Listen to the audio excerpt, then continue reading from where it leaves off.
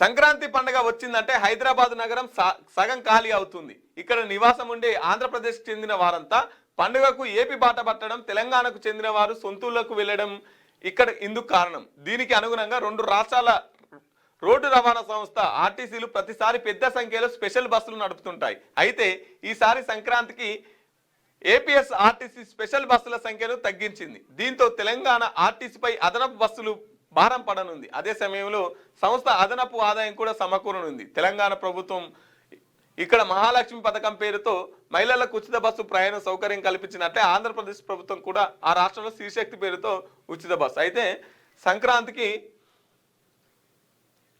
ఈసారి ప్రత్యేక బస్సులను తగ్గించిన ఏపీ గత ఏడాది 2000 బస్సులు, ఈసారి 200 బస్సులకే పరిమితమైన ఏపీఎస్ ఆర్టీసీ. 2000 బస్సులు గత ఏడాది ఉంటే ఈసారి 200 బస్సులు ఏంటంట. టీజీఎస్ఆర్టీసీ నుంచి బస్సులను పెంచాలని ఏపీ సూచన. టీజీఎస్ఆర్టీసీ 6431 ప్రత్యేక బస్సులు, పండగ రద్దీని సొమ్ము చేసుకుంటున్న ప్రైవేట్ ట్రావెల్స్ యాజమాన్యాలు టికెట్ ధరలు 3-4 రేట్లు పెంచి వసూలు. ఇక ఏపీ 2000 బస్సులు ఇచ్చే ఉంటే 200 బస్సులేనంట.